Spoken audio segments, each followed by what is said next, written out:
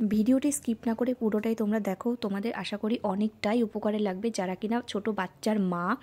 তো দেখতেই পাচ্ছ আমি এখানে কড়াইতে তেল দিয়ে নিয়েছি এবং এখানে বড় সাইজের একটা ম্যাগি নিয়েছি, যদিও এটা ইউজ করা হবে না এতটা।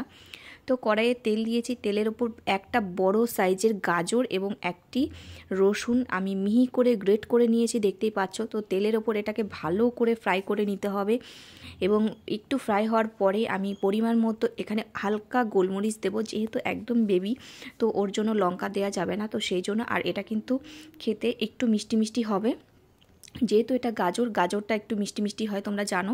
তো আমি এখানে পরিমাণ মতো জল দিয়ে নিলাম। আর তোমাদের মনে রাখতে হবে গাজরটা কিন্তু ভালো করে ফ্রাই করে নিতে হবে, তো নইলে গাজরের একটা গন্ধ থাকে, সেই গন্ধটা কিন্তু এখানে আসবে।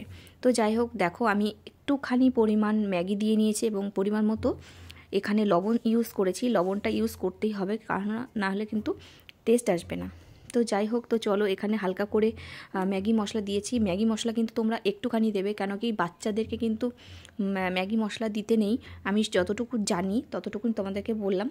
তোমরা একটু বেশি পরিমাণে জল দেবে এবং ভালো করে এটাকে ম্যাগি এবং গাজরটাকে সেদ্ধ করে নিতে হবে। আর গাজরটা যেহেতু একদম গ্রেট করা, সেই জন্য কিন্তু গাজরটা অটোমেটিক সেদ্ধ হয়েই যাবে, কোনো চিন্তা নেই। কিন্তু একটু বেশি পরিমাণে জল দিয়ে ভালো করে ম্যাগিটাকে কিন্তু বয়েল করে নেবে, তাহলে কিন্তু বেশি টেস্ট আসবে। তো যাই হোক, তো চলো আমার মেয়েকে এবার খাইয়ে দেখি আমার মেয়ে কেমন খায়। এই রেসিপিটা তোমাদের সঙ্গে যেই কারণে শেয়ার করলাম, কেন কি বাচ্চারা দেখো ম্যাগি খাবেই, বায়না করবে। আমার মেয়েও ম্যাগি বায়না করে। তো ম্যাগি পিওরভাবে দেয়া একদমই ভালো না, আমার মেয়ের তো খুবই প্রবলেম হয়। তো সেই জন্য আমি কিন্তু এইভাবেই আমার বাচ্চাকে ম্যাগি খাওয়াই, তাহলে পটিটাও কিন্তু ভালো হয়। আর যদি নর্মালভাবে ম্যাগি খাওয়াই তাহলে কিন্তু পটিটা কষে যায়। তো তোমরা একটু তোমাদের বাচ্চাদের জন্য ট্রাই করতে পারো। টাটা।